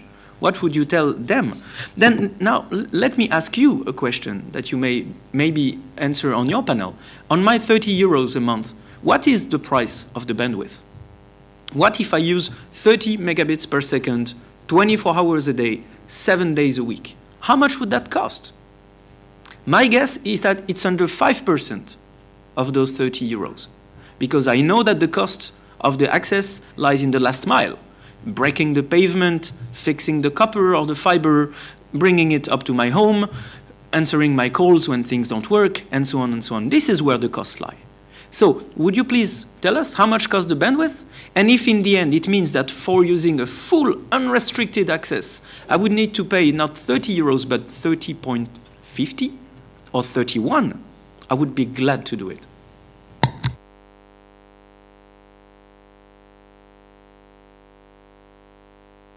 Thank you. I think that one interesting observation concerning the definition of end consumers is that we have this very famous company in Europe which made this mobile game Angry Birds called Rovio, and they call the end consumers the fans. So there are no end consumers anymore, they're only fans. I think this is a very good solution to that. But that's not the reason why I wanted to speak up again. I think one of the important things is here is the combination between technical pretext and regulatory reality. And there's just one very concrete example I wanted to bring on the table from the games industry. There was a game called Age of Conan, which came out from Norway some years ago. I actually tried to challenge World of Warcraft. And when it came out, Deutsche Telekom just blocked the gateway to Norway because it was too much traffic. So they just said, well, all the traffic coming from Norway that day, it's basically Age of Conan. And then actually Age of Conan was not so successful, and we were not able to challenge World of Warcraft as Europeans. So we basically made our own mess. And that is, I think, one of a good example how this actually very concretely leads also to problems we shouldn't have. Thanks. Thank you. I'm just reminded that if in the game of politics we would even think of calling citizens fans, we would have big problems. Go ahead. So just three very quick responses. I mean, first of all, you know, the European jargon is that you're a prosumer, but that doesn't really get the citizenship aspect, so a prosumer citizen. And actually my new book, the final chapter, talks about the fact that we need in Europe prosumer law, a law to give rights to prosumers, producers and consumers and citizens. And then just two things. First of all, just to say, of course, when I talked about the fact we haven't got a data explosion overall on the internet, I'm not giving you my statistics, I'm giving you Cisco statistics. They sell boxes. Their incentive is to exaggerate the traffic. I'm not suggesting they are, but they don't have any incentive to underplay the amount of traffic.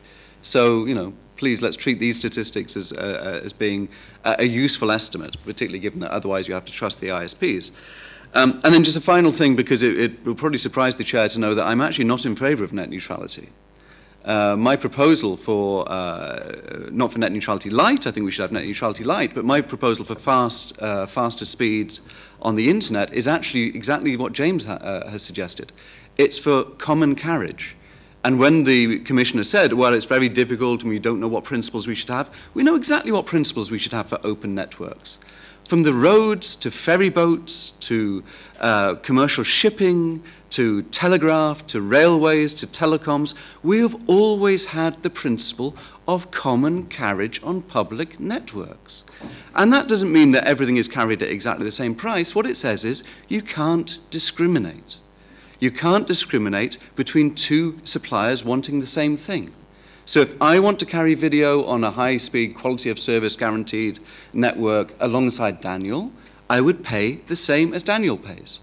I'd pay more than someone who just wants to carry email, but obviously I would pay the same. And that's fair, reasonable, non-discriminatory treatment. That, by the way, isn't common carriage. That, by the way, isn't net neutrality. But that's the proposal, and that would entitle telcos to charge higher prices for higher speeds. So that's the way to cope with the investment problem. So I don't differ from James in that. But let's just add, voice over IP, that is not a high bandwidth service. That's a very low bandwidth service. When that's being blocked, that's got nothing to do with investment in new networks. On the consumer point, I think it's important because a lot of what the internet is used for is exercising our rights as citizens. And if you take the blocking of Jeremy's website, and really it's about time somebody blocked our website too. If you look at the example of La Quadrature's website being blocked, read Commissioner Kroes's speech and find a grain of hope that what she's proposing would stop that. I've been looking through it, I can't find it. So the network will remain not neutral. With regard to how much the internet access costs from Luigi, the internet providers are commercial entities. We provide demand, you set the price, and we pay it. I don't understand the problem. As regards restrictions, in Belgium, the Gaming Commission entered into an informal arrangement with the internet companies to block gambling websites abroad. Gambling companies and monopolies in countries like Belgium and France suffer from competition from countries like Ireland and the UK, where the return on gambling is much higher than it is in Belgium and France. And therefore, blocking is introduced in order to restrict consumer choice and restrict the market. As I said, the Internal Market and Consumer Committee describes this as best practice, which is a matter of some mystery to me. Do I have choice if I'm not happy? Well, I kind of do and I kind of don't. I've got a bundle service, which is difficult to move. And also, all of the operators carry out this blocking, so I'm not sure, unless I move myself to another country, I'm not sure what choice I have to change providers. Thank you very much for all of your comments. I think the last comments about blocking also should pose a new question, regardless of net neutrality alone. What kind of redress mechanisms exist? To whom can you complain? What are the potential consequences for illegitimate blocking, etc., etc.? I think that would be great to just address in and of itself, because it kind of relates to net neutrality, but it's important in other contexts as well. I'm going to close the first panel. We'll do a very rapid switch of chairs and continue, so don't move. We'll be right back. This panel, according to the program, will explore the positive and negative consequences of regulating net neutrality at European level. What are the pros and the cons from a human rights and consumer rights perspective of the new legislations versus the status quo? Can the protection of neutrality in law benefit citizens and business alike? Will a failure to protect network neutrality in Europe hurt competition and innovation, and by extension, the digital market? We will have two introductory remarks by Regan MacDonald of Access, and by Christoph Steck, Director of Public Policy for Telefonica. Discussants are Guglielmo Beltrà,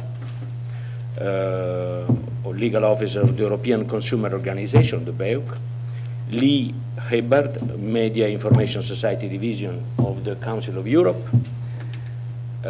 Luigi Gambardella, who already took the floor in the previous panel, Amelia Andersdotter, Member of the European Parliament for the Greens European Free Alliance. May I? I'm actually substituting Lee Hebert. Okay, Luca Belli. So is replacing Lee Hebert. Lee Hebert. Luca Belli, I just explained it, but in the list was not the case. So may I just opening this debate by recalling that Vice President Kroes announced that the European Commission will promote innovation, transparency, choice, competition, protection. In a sentence, she announced that the incoming European Commission measure will bring new rights to EU citizens, and as well as new obligation for the internet service provider. These statements are quite promising, even if they will require that the Commission will adopt measures which will strike the balance between economic freedoms and fundamental rights. Needless to say, internal market is the space to promote for economic freedoms, which not always complies with the principle of equality, non-discrimination, and fundamental rights. However, economic freedoms and fundamental rights are not opposite, notably in a social economy perspective, as the European Union should be following Article 2 and 3 of the Treaty of European Union. Sometimes, the overriding role of fundamental rights has been stressed by the European judges. Let's recall the Omega jurisprudence. But this has also been the case for the EU legislator. See the case of Directive 95/46, which was aimed to make possible to share personal data, and which is till now the Bible of protection of personal data.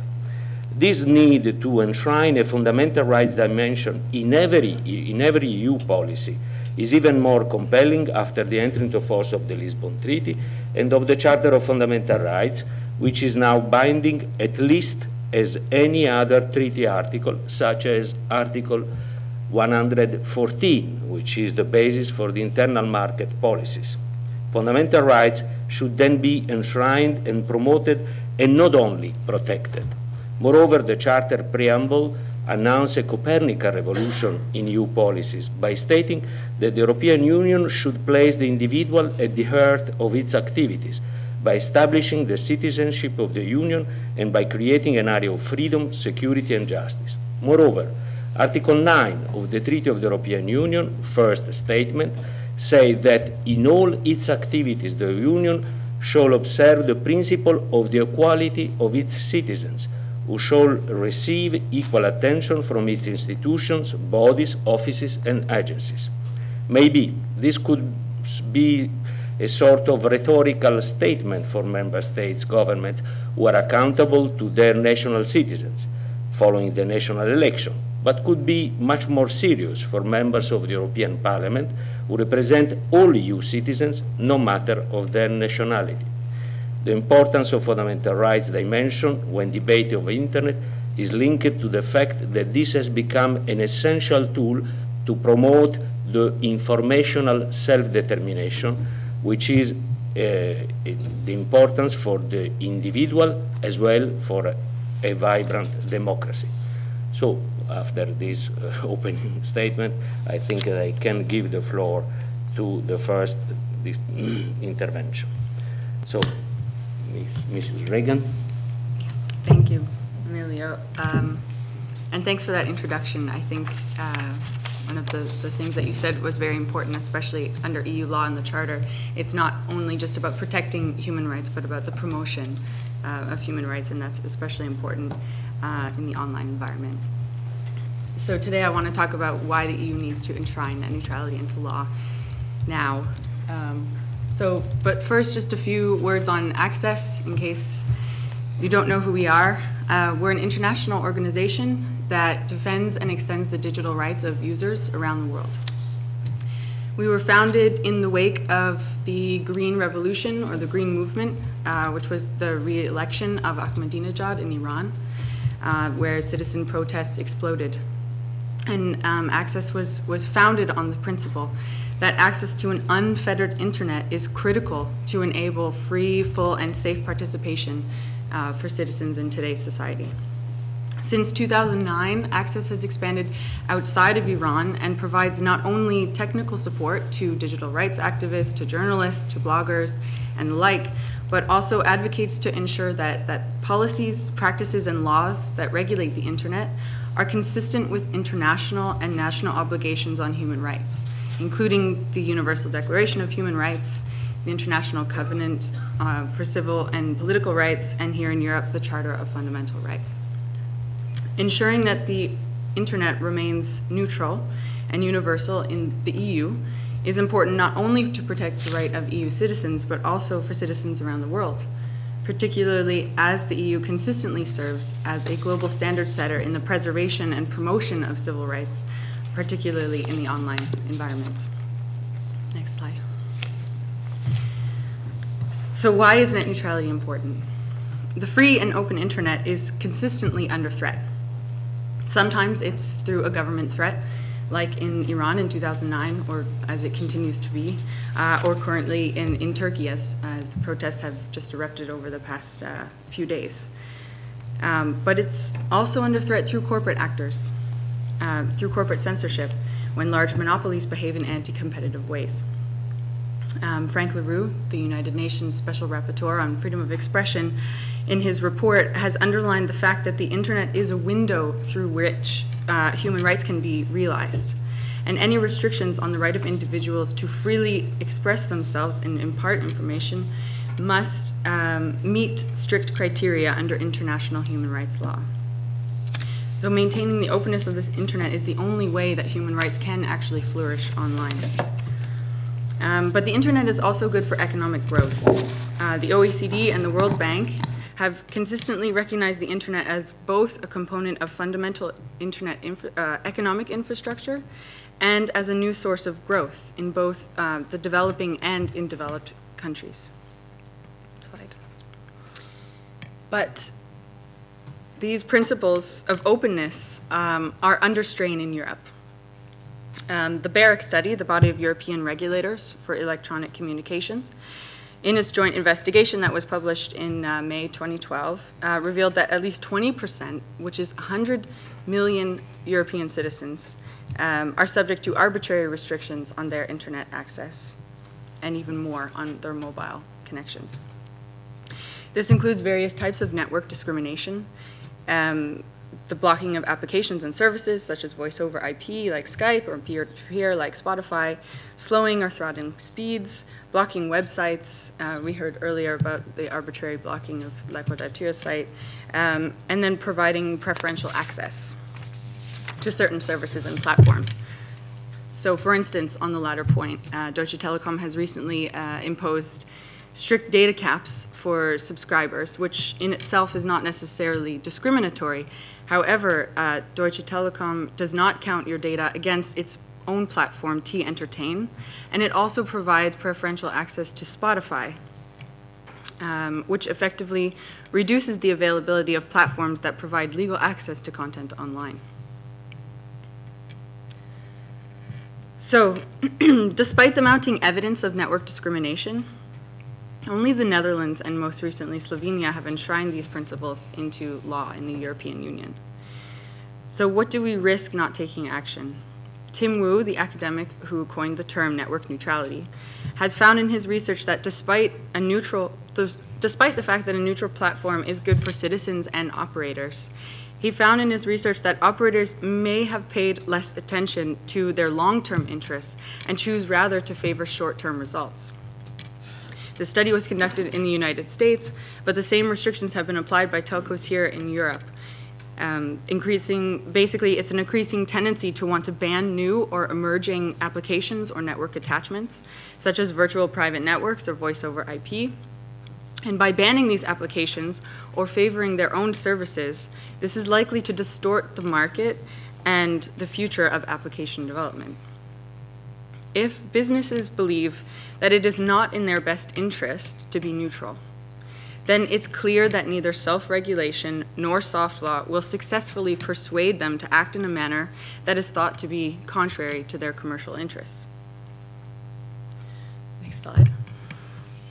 So an example of this type of short-term thinking on behalf of operators is the explosion of mobile technology. The age of the home PC is over, and the future is mobile. Increasingly, people around the world access the internet through this type of technology, and in fact, many countries around the world have skipped landline connections altogether and gone straight to wireless. In sub-Saharan Africa, for example, there are 8 times as many users with wireless broadband subscriptions than there are with fixed connections. But here in Europe, this is where most of the restrictions are happening. If only 20% of users on fixed lines are subject to arbitrary restrictions, there is 36%, or more than 1/3 of European citizens are affected by this. Governments and NGOs have begun to depend on reliable and unfettered wireless connections to deliver many of their services and information. In developing countries, there is more information online than in printed books. And they emphasize mHealth and e-commerce initiatives as a means to penetrate rural markets. If restrictions slow the implementation of universal access, it will not only stunt economic growth and innovation, but it will also restrict access to social, health, education, and human rights services. If the EU does not protect the neutrality of the internet, a region of the world with strong civil rights frameworks, democracy, and the rule of law, then what will come of other regions that may lack such frameworks, with even less competition between telcos, and where the line between the public and the private sectors are even more blurry? Next slide. So, if the strategy is to wait and see, as Commissioner Kroes more or less reaffirmed this morning, to wait for operators to act in what they believe is not in their best economic interest, we will see the telcos create an internet that looks more like the TV than a platform for free expression. Member states will be able to use these same loopholes to pursue various public policy objectives that would curb unwanted speech and suppress content. Joe McNamee earlier in his intervention explained the blocking gambling sites in the EU as an example. And, of course, let's not forget the powerful content industry, which seeks to make ISPs liable for the enforcement and protection of intellectual property online. Essentially, the damage to the market and to the internet itself would be irreparable, and there would be no coming back. Enshrining the principle of non-discrimination into law in Europe is fundamental to ensure the flourishing of fundamental rights and the preservation and promotion of innovation and competition in the European digital single market. Thanks.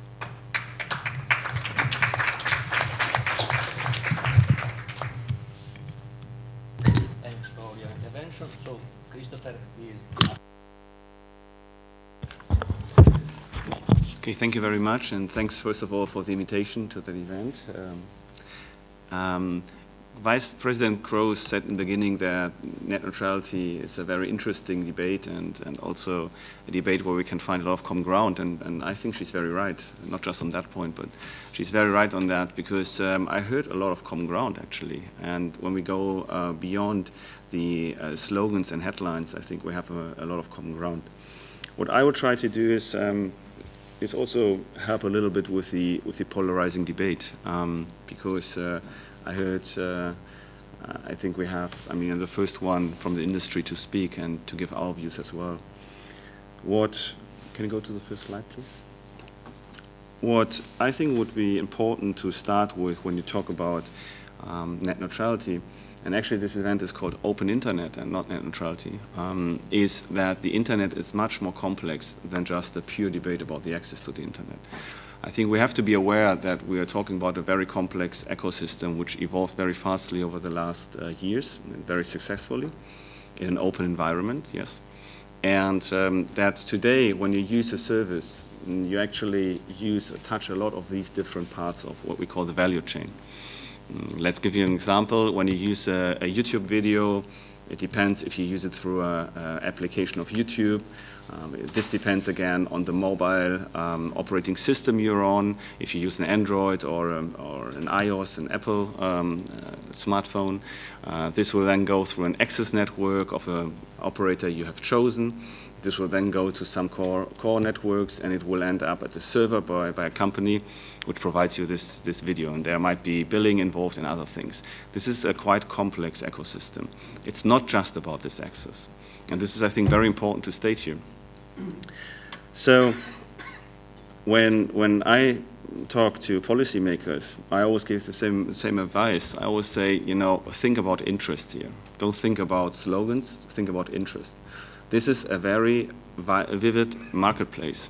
There's a lot of interest involved. There are content providers, there are, of course, big associations, there are big operators like ours, and there are a lot of interest involved. So this is, I think, just a starting point. Next slide, please. Telefonica has around 100 million customers in Europe. we have quite close relationship to them, a contractual relationship. They pay money to us for the internet access and for voice services, SMS, and all different kind of services we provide to them. 100 million customers means around every sixth European is a customer of us. When we talk to them, actually, yes, they care a lot about their internet connection. I mean, they want to be better connected, of course. They want to have higher speeds, always on, and these kind of issues, for sure. And that's why we invest. That's why I invest in fiber networks. That's why I invest in 4G mobile networks to provide these services. At the same time, they also are concerned with privacy, security of their experience on the internet. They are, of course, very much concerned with transparent and fair conditions. But by the way, for all services they use on the internet, not just for their internet access. And there is a feeling, of course, around openness. And this is around being interconnected, being able to access the services and the applications of your choice, having something like a portable digital life where you can take with you, you can control. It's about control and transparency and openness. And we hear these, because we, as I said, these are our customers. And try to get even more. So when I hear about complaints about Deutsche Telekom, I can just invite you. We are a competitor of Deutsche Telekom in Germany. Please come to us. Yeah, please come. So I want to make a clear point here. We are not against the open internet. I want to make that very clear. We are for the open internet. This is, by the way, how we make a lot of money, because we provide access to the open internet. And it's totally for sure that, of course, people use the internet because there are a lot of interesting services there. I mean, I would never disagree with that. And I think we also support fully our customers' access to the internet service they want to use, to the applications, to the devices they want to use, and the contents of their choice. We are not against that.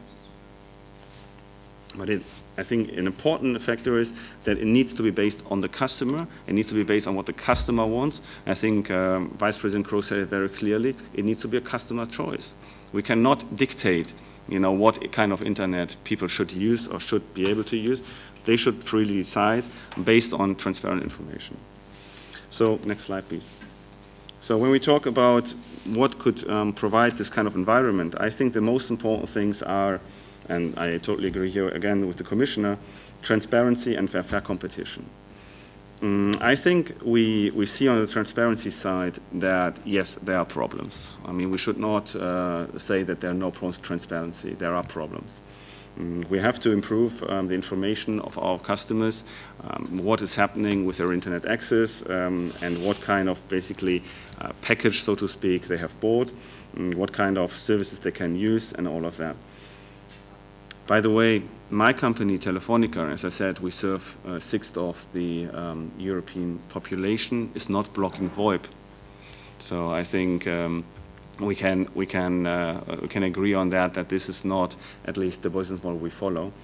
On the contrary, we have, for example, in Germany launched a tariff recently which is purely based on your data usage.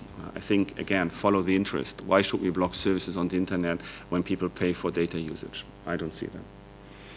So the second thing is, and this is very important, we have competitive access markets. And I think going forward, and policy should also be about forward-looking and not about the past. I think going forward, you see market dynamics in Europe shaping up to make the markets even more competitive. If the Vice President says switching needs to be improved, okay, let's talk about that. If there's a problem with switching, fine. We are open to competition. We are open. We're fighting for customers. We're spending a lot of marketing money to get customers to use our services. We are not against customers, please. I mean, this is a little bit too easy, and I think it should be a little more balanced when we talk about these issues. So I believe that the market dynamics show clearly that we see currently new 4G services, mobile services taking up. What does that mean? That means you get basically the connection speed of what you are used from your ADSL on your mobile phone. This is what's happening currently while we speak here. These networks are built, they cost a lot of money, and they will provide even more possibilities for consumers to use to access the internet. We have, of course, as we heard, Wi-Fi. We have, for more rural areas, for example, satellite solutions for broadband. We have cable now moving into this space and offering broadband access as well. So I think the choices here are increasing. If you would have thought 10